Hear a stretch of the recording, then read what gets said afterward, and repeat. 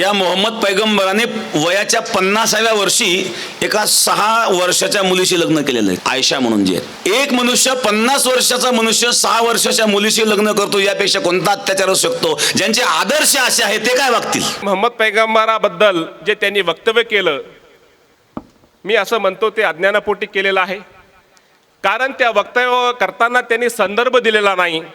यावरून हे स्पष्ट आहे की रामगिरी महाराज आदरणीय हे कुराणाचे अभ्यासक नाहीत. त्यांनी मोहम्मद पैगंबराचं जीवन चरित्र हे वाचलेलं नाही आहे.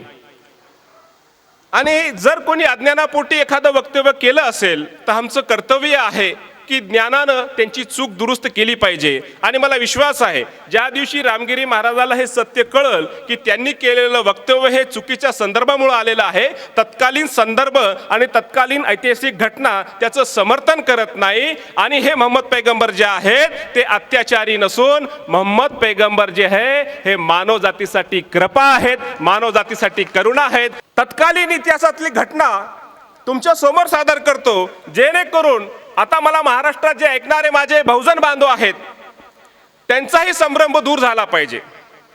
जेव्हा आता व्हिडिओ रामगिरी महाराजांचा मला पाठवण्यात आला, आमच्या मीडिया टीमला मी पाठवलं की पहिले याची खात्री करून घ्या की महाराजांनी हे म्हटलेलं आहे का आणि हा पूर्ण व्हिडिओ भेटेल का. तर पूर्ण व्हिडिओ भेटला नाही.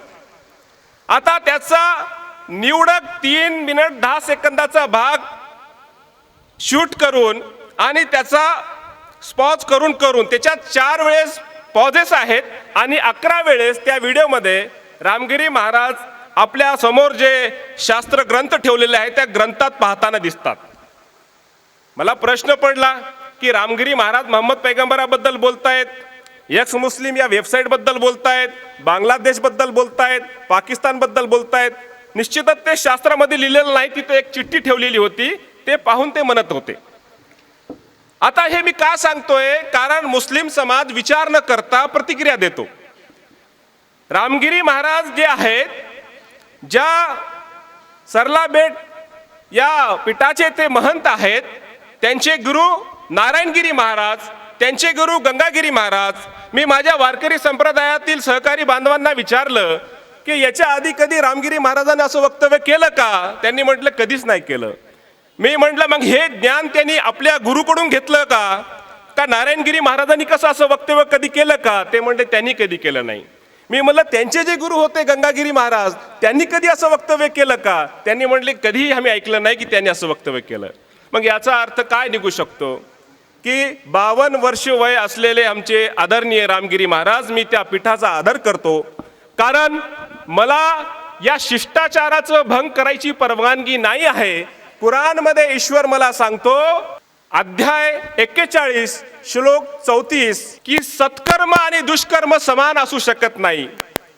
तुम्ही दुराचाराचा बदला आणि दुराचाराचं उत्तर सदाचारानं द्यावं. जर तुम्ही असं करसाल तर तुम्ही पाहसाल की जो तुमचा शत्रू आहे, तुमच्या अशा व्यवहारामुळं तुमचा घनिष्ठ मित्र होईल. आता हे इस्लामचे जे शिष्टाचार आहेत याचं उल्लंघन करून मी उत्साहामध्ये मोहम्मद पैगंबराबद्दल प्रेम दाखवू शकत नाही.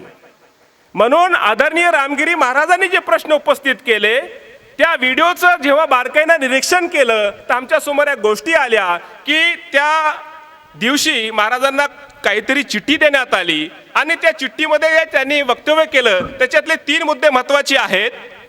पहिला मुद्दा हे आहे की त्यांनी मोहम्मद पैगंबरांनी 6 वर्षाच्या मुलीसोबत विवाह केला आणि 6 वर्षाच्या मुलीसोबत विवाह करणं हे अत्याचार आहे. आणि ज्यांचे आदर्श एवढे अत्याचारी असतील तर तो समाज किती अत्याचारी असेल. की मोहम्मद पैगंबराच्या काळामध्ये जन्म नोंद आणि मृत्यू नोंदीची कोणतीही व्यवस्था नव्हती. इस्लामिक कॅलेंडर जे आहे ते मोहम्मद पैगंबरांनी जेव्हा मक्क्याहून मदिनेकडं स्थलांतर केलं, मायग्रेशन केलं, प्रस्थान केलं, त्याच्यानंतर हे कॅलेंडर सुरू झालेलं आहे. आणि हा विवाह त्याच्या आधीचा आहे. म्हणजे त्याच्या आधी कोणाच्याही जन्माची नोंद आणि मृत्यूची नोंद घेण्याची कोणतीही व्यवस्था तिथे उपलब्ध नव्हती.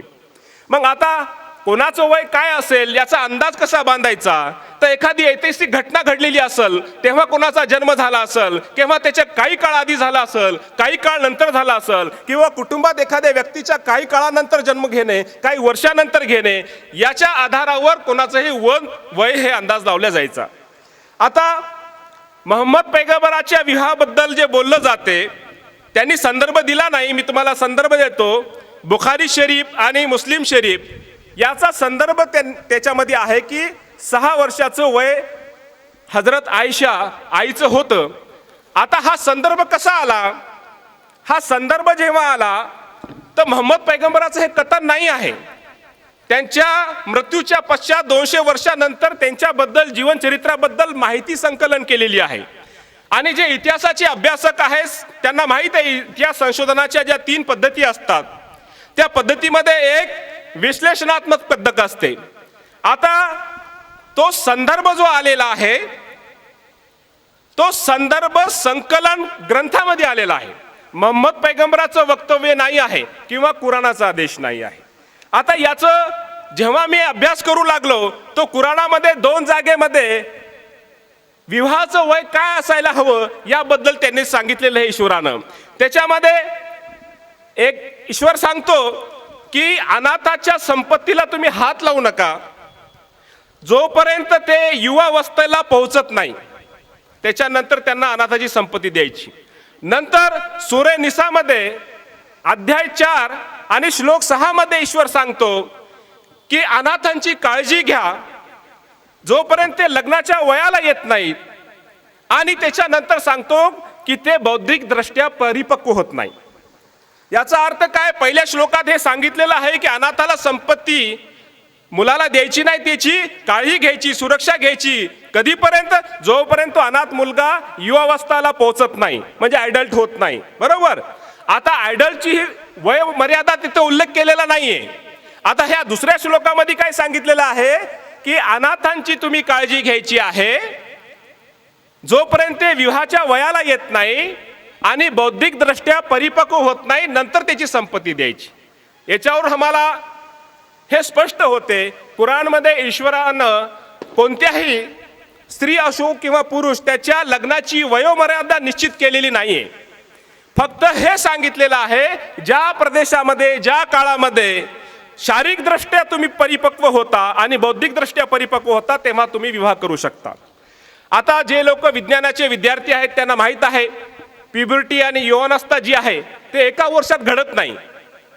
तो एक काळ आहे. 8 वर्षापासून 17 वर्षापर्यंत वेगवेगळ्या शारीरिक आणि भौगोलिक परिस्थितीमध्ये त्याची वाढ होत असते. एका वर्षात वाढ होत नसते. कोणीही समजा मागच्या वर्षी बालक होता आणि या वर्षी तरुण झाला असं होत नाही. त्याचा 5-4 टप्प्यामध्ये वाढ होत असते. आता ही जो संदर्भ आलेला आहे हा संदर्भ देणारा एकच व्यक्ती आहे ज्याच्याकडून हे साधन आलेलं आहे. त्याचं नाव आहे हिशाम. आणि ह्या हिशाम जे आहे ते 71 वर्षाचे होते. त्यांनी मक्केमध्ये निवास केला, त्यांनी मदिनेमध्ये निवास केला. आणि त्यांचे जे शिष्य होते ज्यांनी स्वतः एक ग्रंथ लिहिलेला आहे मुत्ता म्हणून, त्यांनी हा संदर्भ त्यांच्याकडून कधी घेतला नाही. जे त्यांच्या सहवासात राहत होते त्यांनी हा संदर्भ घेतलेला नाहीये. जे मदिनेमध्ये होते तेव्हा संदर्भ भेटला नाही. तर ते इराकमध्ये जेव्हा राहायचे 71 वर्षानंतर, तेव्हा तेथील काही इराकी 9 लोक आहेत त्यांनी हा संदर्भ त्यांच्या नावानं दिलेला आहे. आता हे ऐतिहासिक कथन आहे. आता हे ऐतिहासिक कथन सत्य आहे किंवा असत्य आहे किंवा स्वीकार करायचा किंवा नाही करायचा, तर तत्कालीन घटना किंवा इतर संदर्भाचा आपल्याला अभ्यास करावा लागेल जेणेकरून आपल्याला हे कळेल की सत्य काय असू शकते. आता विवाहाचा जो प्रसंग होता तो प्रसंग असा आहे की मोहम्मद पैगंबराचं पहिलं विवाह जे झालेलं आहे सल्लल्लाहु अलैहि वसल्लम ते 25व्या वर्षी झालेलं आहे. आणि त्यांनी पहिला विवाह एका विधवा महिलेशी केलं ज्याचं वय 40 वर्ष होतं. आता पहिला आरोप जे होता रामगिरी महाराजांचा की त्यांनी लहान मुलीशी विवाह केला कारण त्यांच्यावर त्यांनी ईश्वर माफ करो की कामुकतेचा त्यांना आरोप करायचा उद्देश होता. तर बांधवांनो, मला तुमच्या माध्यमातून आणि या मीडियाच्या माध्यमातून पूर्ण महाराष्ट्राला विचारायचं आहे, एखादा व्यक्ती जर कामुक असला तर त्याची कामुकता 50व्या वर्ष जास्त असते की 25व्या वर्षी जास्त असते? जर त्याच्यामध्ये ही भावना असेल तर 50व्या वर्षी ही भावना जास्त असेल की 25व्या वर्षी असेल? अरे त्या काळामध्ये जेव्हा स्त्रियांना अधिकार नव्हते, मुलगी जन्मली तर त्याला पुरण्यात येत होतं, त्या काळामध्ये 25 वर्षाच्या सुंदर तरुणानं 40 वर्षाच्या विधवाशी विवाह करून तिला सन्मान मिळवून दिला. आणि या महाराष्ट्रामध्ये आपल्याला माहित आहे, सतीच्या नावावर 150 वर्ष आधीपर्यंत आमच्या माता भगिनींना जिवंत जाळण्यात आलेलं आहे. आणि ही कोणती संस्कृती होती यावर मी भाष्य करणार नाही, कारण आज दया दिवस आहेत. मी सर्व संदर्भ दयेचे आणि करुणेचे देणार आहेत. कारण ईश्वर कुराणमध्ये म्हणतो की एका गटानं दुसऱ्या गटाची चेष्टा करू नये, एका महिलेच्या गटानं दुसऱ्या महिलेच्या गटाची चेष्टा करू नये, त्यांना वाईट नावानं संबोधू नये, त्यांचं हसू करू नये. अरे तुम्ही श्रद्धा ठेवल्यावर ईश्वरावर पुन्हा जर असे काम करसाल तर मग याला काय अर्थ आहे. म्हणून ज्यांना ईश्वरावर श्रद्धा ठेवलेली आहे त्यांनी संयम ठेवलेला पाहिजे. दुर्व्यवहाराचं उत्तर सद्व्यवहारानं दिलं पाहिजे, आणि कोणी वाईट जर तुमच्याशी वागलं त्याचं उत्तर तुम्ही चांगलेपणानं दिलं पाहिजे. आणि आजच्या दिवशी सर्व मुस्लिम समाजानं हा संकल्प केला पाहिजे की कोणीही माझ्याशी कसाही वागला तरी मी मोहम्मद पैगंबराचा अनुयायी आहे, मी त्याच्याशी चांगलं सद्व्यवहार करणार. आता हा जो मोहम्मद पैगंबराच्या विवाहाबद्दल संदर्भ आलेला आहे, हे 9 लोक कोण आहेत? हे 9 लोक ज्यांनी खोडसाळपणे हे केलेलं आहे त्याबद्दल मी इब्न हजर हे ऐतिहासिक विद्वान आहेत, त्यांच्यासाठी प्रार्थना करतो की ईश्वरानं त्यांना शांती द्यावी, की त्यांनी याचा खुलासा केलेला आहे की हे संदर्भ कुठून आलेले आहेत. हे 9 लोक जे आहेत इराकचे लोक आहेत, त्याच्यात एकही मक्केचा माणूस नाही, एकही मदिनाचा माणूस नाही. जर शेवगावमध्ये राहणारे एखादे महान विचारक, महान समजा धर्मगुरू असतील तर शेवगावच्या लोकांना त्यांचे विचार जास्त माहिती असतील. कोणी उत्तर प्रदेशचा माणूस जर त्यांच्याबद्दल सांगल तर त्याच्यावर कसा विश्वास करायचा. म्हणून त्यांनी जेव्हा याची चिकित्सा केली तेव्हा त्यांना हे कळालं की हे चुकीच्या पद्धतीने टाकण्यात आलेला आहे.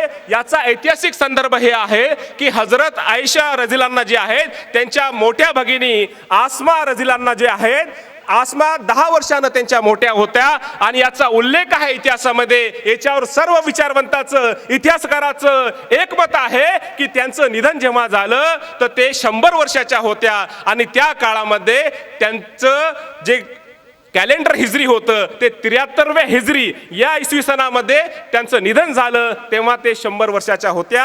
याचा अर्थ 72 वर्ष ते हिजरी काळामध्ये जगलेले आहेत. 100 मधून जर 72 वर्ष गेले, हिजरी काळ म्हणजे काय? स्थलांतर, मायग्रेशन करणं. मक्केहून जेव्हा ते मदिन्याला गेले, म्हणजे मक्केहून मदिन्याला जाताना त्यांचं वय किती होतं? 100 मधून 72 गेले तर 28 वर्ष. ते 28 मधून 10 वर्ष कमी हजरत आयशा माता यांचं वय होतं, म्हणजे 18 वर्ष. म्हणजे हिजरी स्थलांतर करताना, हिजरत करताना हजरत आयशा यांचं वय या संदर्भानुसार 18 वर्ष निघते. आता बांधवांनो, हिजरतच्या 1.5 वर्ष आधी विवाह झाला आणि 1 वर्ष नंतर त्यांची सासरी पाठवणी झालेली आहे, म्हणजे 19व्या वर्षी त्यांची पाठवणी झाल्याचं या संदर्भावरून दिसते. आता दुसरा संदर्भ हे आहे की अनस म्हणतात की मी पाहिलं जंगे उहुद मध्ये हजरत आयशा रझियल्लाहु जी आहेत ते सैनिकांची मदत करत होते, त्यांना पाणी पाजवत होते. त्यांच्या पाठीवर एक पाण्याची पिशवी होती मोठी, आणि ते पळत पळत जाऊन सैनिकांना पाणी पाजवत होते, त्यांची मदत करत होते, जखमी सैनिकाची सेवा करत होते. मला सांगा बांधवांनो, त्याच्या खाली दुसरा संदर्भ हे आहे की इब्ने उमर म्हणतात की जंगे हुदच्या काळामध्ये जेव्हा त्या युद्धामध्ये सहभागी होण्यासाठी मी गेलो तर मोहम्मद पैगंबरांनी म्हटलं की तुझं वय कमी आहे, तू युद्धात येऊ शकत नाही. माझं वय 14 वर्ष होतं. आता मला सांगा, एक तरुण आहे 14 वर्षाचा, तो युद्धामध्ये यायचं म्हणतोय आणि मोहम्मद पैगंबर म्हणतात तू लहान आहे, आणि त्याच युद्धामध्ये आपल्या 10-11 वर्षाच्या पत्नीला ते घेऊन जाऊ शकतात का? तुमच्या बुद्धीला पटते का? तुमच्या विवेकाला पटते का? कारण इस्लाम हा स्वाभाविक धर्म आहे, हा अत्याचार करत नाही, तुमच्या स्वभावात आहे की हो असं असायला पाहिजे, असं व्हायला पाहिजे. तेव्हा दुसरी गोष्ट ही आहे की हे जे मी तुम्हाला संदर्भ देतोय हे बुखारी शरीफचे संदर्भ आहेत. त्याचं हदीस नंबर जे 2880 आहे, आणि दुसरं मुस्लिम शरीफचं संदर्भ आहे. हे दोन्ही संदर्भ त्याच्यातले आहेत. आता तिसरी गोष्ट आहे की विवाहाचा प्रस्ताव कसा आला. हजरत खौला जे आहेत रझियल्लाहु अन्हा, हे मोहम्मद पैगंबराशी भेटतात आणि म्हणतात, हे मोहम्मद पैगंबर, तुमच्या पत्नीचं निधन झालं तेव्हापासून तुम्ही जास्त व्यतीत दिसतायत, घरी मुलं आहेत लहान, त्यांचा सांभाळ करायचा आहे, समाजाचं प्रबोधन बी करायचं आहे, आणि त्याच्यानंतर तुम्हाला उदरनिर्वाहाचा हे प्रपंच आहे, तुम्ही दुसरा विवाह का करत नाही? त्यांनी म्हटले, काय तुमच्याकडे प्रस्ताव आहेत का? त्यांनी 2 प्रस्ताव दिले. एक प्रस्ताव होता हजरत सौदा रजिलांनाचा, या एक विधवा महिला आहेत 50 वर्षाच्या, आणि दुसऱ्या कुमारी आहेत, ते हजरत आयशा रजिलांनाचा होता.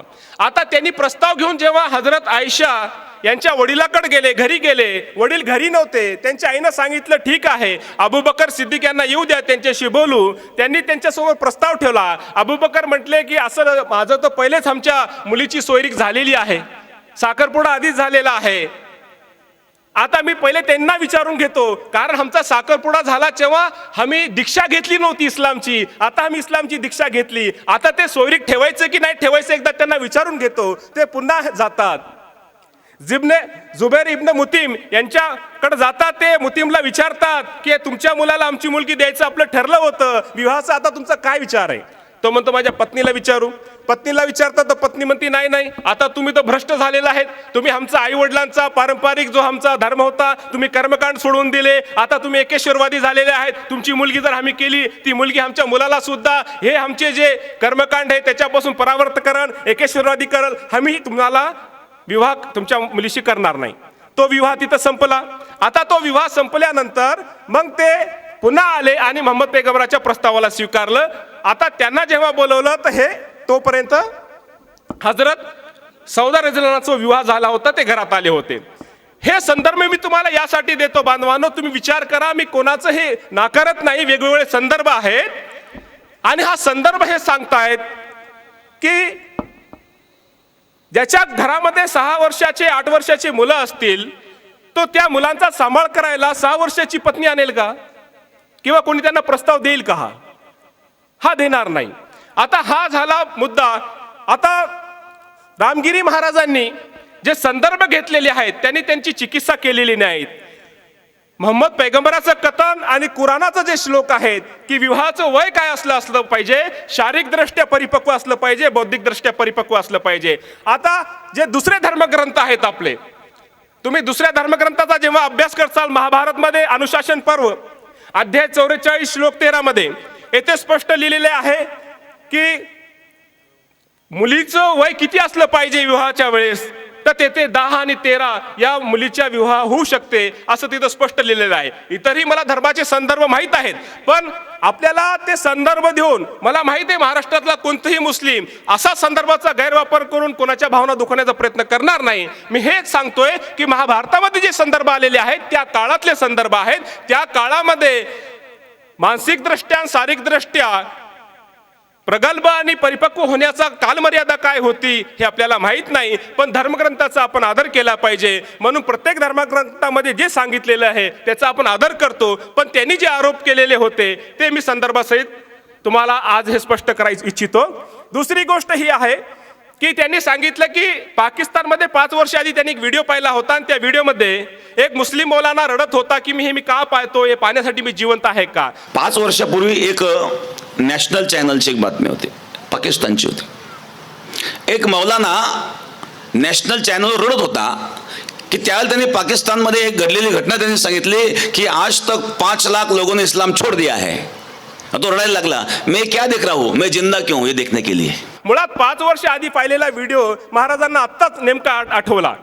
याच्या आधी त्यांनी कधीही त्याचा उल्लेख केलेला नाहीये. आणि ते जेव्हा पाहत होते की बांगलादेश मध्ये हिंदूवर अत्याचार होतोय, बांगलादेशमध्ये कोट्यवधी हिंदू जे सीमेवर आलेले आहेत, मुळात बांगलादेशची जी लोकसंख्या पाहिली तर पूर्ण हिंदूची लोकसंख्या 1,30,00,000च्या जवळपास आहे. कोट्यवधी हिंदू सीमारेषेवर कसे येतील? लोकसंख्या त्यांची कमी आहे. बांगलादेशवर जर हिंदू महिला असो किंवा कोणत्याही महिलेवर जर अत्याचार झाला तर याचा समस्त मुस्लिम समाज निषेध करतोय, कारण कुराणमध्ये सांगितलेलं आहे. याची शिक्षा फार कठोर आहे कुराणमध्ये. परंतु रामगिरी महाराजांचा जन्म जे आहे जळगाव जिल्ह्यातील आहे. मागच्या 8-15 दिवसाआधी जळगावमध्ये एका 6 वर्षाच्या मुलीवर बलात्कार झाला आणि तिची हत्या करण्यात आली. त्यावर रामगिरी महाराजांनी निषेध व्यक्त केला नाही. याचं आम्हाला थोडंसं दुःख आणि खंत वाटते. बदलापूरमध्ये 4-4 वर्षाच्या 2 चिमुरड्यावर अत्याचार झाला. हजारो हिंदू मुस्लिम बांधव रस्त्यावर आले न्यायासाठी. त्याच्यावर सुद्धा रामगिरी महाराजांनी खंत व्यक्त केले नाही. याचं आम्हाला दुःख वाटते. परवाच्या दिवशी पुणे येथे 78 वर्षाच्या एका वृद्ध इस्मानं एका 8-7 वर्षाच्या मुलीवर अत्याचार केला. याच्यावर सुद्धा त्यांनी खंत व्यक्त केले नाही. बांधवांनो, मी हे तुम्हाला यासाठी सांगतोय कारण दंगमुक्त महाराष्ट्र अभियान हे बहुजन महापुरुष आणि संतांच्या विचारानं जाती धर्माला जोडण्यासाठी आपण प्रयत्न करतोय. मुस्लिम समाजालाही कळलं पाहिजे, माझ्या हिंदू बांधवालाही कळलं पाहिजे की धर्म आपसात भांडवत नाही तर राजकारण आपसात भांडवत आहे. धर्माचं काम काय आहे? People use the religion to divide the people. Politician use the religion to divide the people. We use the religion to unite the people. म्हणजे राजकारणी लोक धर्माचा वापर जाती जाती धर्मामध्ये तेढ लावण्यासाठी करतात आणि आम्ही धर्माचा वापर जाती जाती धर्माच्या लोकांमध्ये बंधुत्व निर्माण करण्यासाठी करतो. हे आपण समजून घेतलं पाहिजे. बांधवांनो, तुम्ही वाणीनं त्यांना असं बोलून काही अर्थ नाहीये. तुम्ही त्यांनी जर समजा एखादा तुमच्या समोर अज्ञानामुळे काही विषय ठेवला असेल तर तुम्ही त्याचं निराकरण केलं पाहिजे. मला विश्वास आहे कुराणाचा अभ्यास करतील आणि कुराणाचा अभ्यास करून पुन्हा रामगिरी महाराज सांगतील की मी जे वक्तव्य केलं होतं कुराणाचं ते चुकीच्या माहितीच्या आधारावर होतं आणि सत्य हे आहे. आता मला सांगा, या महाराष्ट्रामध्ये जेवढे संत महापुरुष होऊन गेले, रामगिरी महाराज म्हणले मी सनातन धर्माचा आहे, मी सनातन धर्माचा अभ्यासक आहे. आणि 1893 मध्ये शिकागो येथे अमेरिकेमध्ये विश्व धर्म सभा जेव्हा भरली होती, भारताकडून सनातन धर्माचं प्रतिनिधित्व करणारे स्वामी विवेकानंदजी, बघा सनातन धर्माचं प्रतिनिधित्व राष्ट्रावर नाही आंतरराष्ट्रीय स्तरावर करणारे स्वामी विवेकानंदजी म्हणतात मोहम्मद पैगंबर हे समतेचे आचार्य आहेत.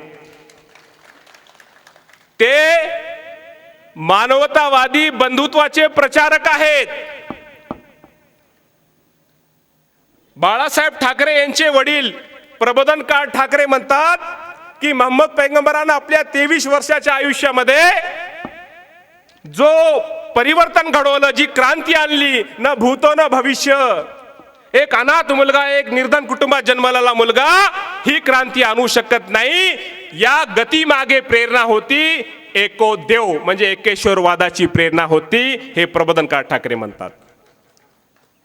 आता संत तुकाराम महाराजांनी आपल्या अभंगामध्ये जेव्हा उल्लेख करतात अल्लाह देवे अल्लाह दिलावे, अल्लाह दारू अल्लाह खिलावे, अल्लाह बगैर नहीं कोय, अल्लाह करे सोई होय. तुम्ही देऊ येथे जा, तेथे गाथा मंदिरावर हे अभंग कोरलेले आहेत अल्लाहवर आणि प्रेषितवर. संत नामदेव महाराज ज्या जिल्ह्यातून मी येतो, मैं आंधुले का टेक तेरा नामो अंधकारा, मैं गरीब मैं मस्किन तेरा, बैठे हुए यहाँ पर गुरु ग्रंथ साहिबा और सब में ज्यादा संत तुकाराम महाराज का कोई आदर करता होगा इस धरती पे तो हमारा सिख समुदाय करता है. बात ध्यान में रखी. सर्व महाराष्ट्रातल्या माझ्या बांधवांना मी सांगू इच्छितो की हे जे संत महापुरुष हे विचारक होते हिंदू धर्माचे, का हे चुकीचे होते? म्हणजे जे यांना मोहम्मद पैगंबर नाही कळाले, जे मोहम्मद पैगंबर किंवा इस्लाम बद्दल संत तुकाराम महाराजाला माहित नव्हतं, ते रामगिरी महाराजाला कळालं का? का कोणीतरी दबावपोटी त्यांच्याकडून हे वधवून घेतलेलं आहे त्यांची इच्छा नसताना? कारण एक व्यक्ती एखादं ज्ञान 52 वर्षापर्यंत लपून ठेवू शकत नाही. दुसरी गोष्ट मी तुम्हाला सांगतो, संत तुकडोजी महाराज आमचे विदर्भातले, ते म्हणतात मोहम्मदाने केली प्रार्थना, विखुरला इस्लाम कराया शाना, संघटित केले त्याने स्वजना, त्या काळी लोक प्रतिमा पूजक नसावे, एका ईश्वराशी प्रार्थावे, उपदेश हा मोहम्मदाचा नाही एका देशासाठी. आता मला सांगा, संत तुकडोजी महाराज म्हणतात की मोहम्मदाचा उपदेश एका देशासाठी नाही आहे, सर्व मानवजातीसाठी आहे. गुरु नानकजीने काय सांगितलं? एक ओंकार. विभागला नाही मानवजातीला. म्हणजे हे जे संत महापुरुषांनी अभ्यास केलेला आहे, यांनी जे विचार मांडलेले आहे, जर रामगिरी महाराजांचे विचार स्वीकारले त्या सर्व महापुरुषांचे, विचारवंताचे, संतांचे विचार नाकारावे लागतात. त्याच्यामध्ये छत्रपती शिवाजी महाराजांच्या इतिहासाचा मी एक विद्यार्थी असल्यामुळं ही जी मला प्रेरणा भेटली की सर्व धर्माकडून चांगल्या गोष्टी घेऊन समाजाला जोडणं, हे काम त्या काळामध्ये सर्व जाती धर्माच्या लोकांना घेऊन त्याच्या धर्मातील नैतिक मूल्याचा आधार घेऊन मानव सेवेसाठी तयार करण्याचं काम कोणी केलं तर छत्रपती शिवाजी महाराजांनी केलं। औरंगजेबाला पत्र लिहिताना छत्रपती शिवाजी महाराज म्हणतात की औरंगजेबा, अल्लाह रब्बुल आलमीन आहे। आता हे कोणाला माहिती आहे? जे कुराण वाचतो त्याला माहिती आहे की अल्लाह सर्व सृष्टीचा रब आहे, पालनहारा आहे, विश्वंभर आहे, हरी आहे।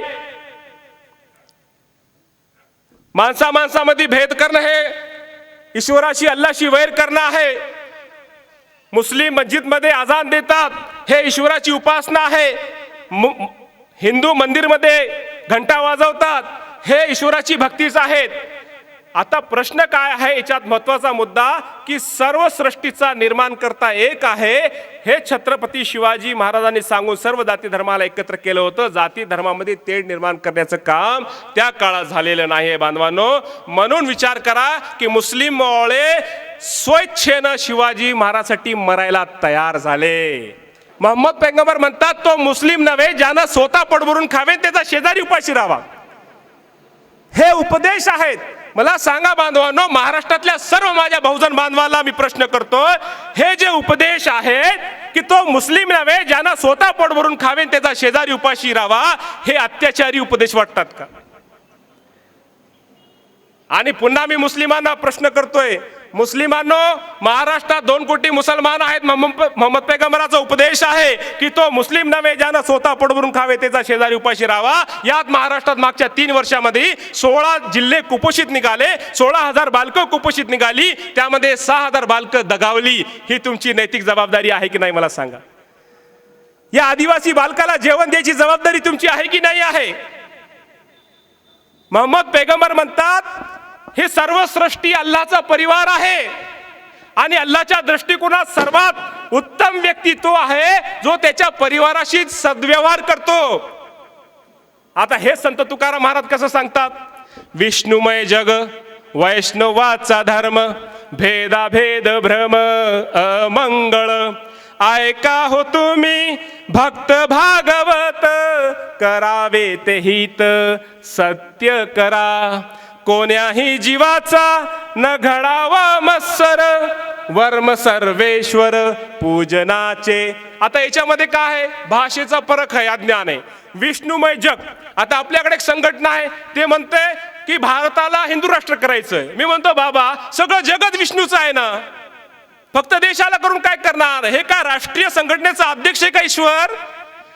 संत तुकाराम महाराज म्हणतात, विष्णुमय जग, हे सगळं जग विष्णुमय आहे। आमचा धर्म वैष्णव आहे। विष्णूचा अर्थ होतो संस्कृतमध्ये विष्णूचा अर्थ म्हणजे हरी, मराठीमध्ये, अरबीमध्ये रब होतो, त्याला पालनहार म्हणतो। आपण म्हणतो ना, दे रे हरी पलंगावरी, तर विष्णू त्याला म्हणतात पालनहार सृष्टीचा एकच आहे। आता मला सांगा, फक्त राजकारणासाठी तुम्ही माणसाला तोडता, देशादेशामध्ये विभागता, वैश्विक बंधुत्व सांगतात संत तुकाराम महाराज, कोण्याही जीवाचा ना घडावा मत्सर। रामगिरी महाराजांनी याचा उल्लेख केला दुसऱ्या दिवशी पत्रकार परिषदेमध्ये की आमचे विचार हे आहेत। आता याचा अर्थ काय की हे सगळं जग विष्णूचं आहे आणि या सृष्टीमध्ये सर्व प्राणी, मानव, वेगवेगळ्या जाती धर्माचे, साऊथ आफ्रिका, चीन असतील, जपान असतील, बांगलादेश, पाकिस्तान, सगळ्या जगामध्ये, देशामध्ये कुठेही राहणारा हा माणूस हा ईश्वराचा आहे, विष्णूने निर्माण केलेला आहे। एकाही माणसाला जर दुःख झालं तर विष्णूला दुःख होते, हा रबला दुःख होते, अल्लाहला दुःख होते। आता मोहम्मद पैगंबराची हदीस आणि संत तुकाराम महाराजचा आहे अभंग, काय शिकवण? फक्त भाषेचा फरक आहे। आम्ही हे समजून घेत नाही बांधवांनो। माझ्या मुस्लिम बांधवांनो, तुम्हाला रामगिरी महाराजाचा तुमच्या मोबाईल मध्ये व्हिडिओ आहे, पण संत तुकाराम महाराज काय म्हटले आहेत का तुमच्याकडे? तुकडोजी महाराज काय म्हटले आहेत का? महात्मा फुले काय म्हटले आहेत का? महात्मा फुले म्हणतात, मोहम्मद झाला जहा मर्द खरा, त्या गेले संसारा सत्यासाठी, खोटा धर्म सोडा सांगे जगताला, जन्म घालविला ईशा पायी, जगहितासाठी लिहिले कुराण, हिमतीचा राणा जगी वीर, जगाचा पालक निर्मिका अनादी, सर्व काळ वंदे निके सत्य, मन केले धीट धरिली उमेद, नाही भेदाभेद ठावा ज्याला। आता महात्मा फुलेचे मोहम्मद पैगंबराबद्दल हे विचार आहे। महात्मा फुले म्हणतात, आर्य मांगासह आर्य नेले मशिदीत, गणी बांधवा ताप्त सके, म्हणजे आर्य आणि मांगाला एकत्र मस्जिद मध्ये नेऊन बंधुत्व निर्माण करणारे मोहम्मद पैगंबर आहेत, हे महात्मा फुले म्हणतात. जे मोहम्मद पैगंबरावर टीका करतात, मी त्यांना प्रश्न करतोय की मोहम्मद पैगंबराच्या विचारांनी आम्ही याच तुमच्या मातीत जन्मलेलो आहोत, पण याच्यामध्ये कोणत्या वर्णाचं आहे हे तुम्ही ओळखू शकत नाही. पण हजारो वर्ष झाल्यावर सुद्धा ब्राह्मण आणि दलित एकत्र येऊ शकला नाही. याला कारणीभूत कोण आहे याचा विचार करायला हवा.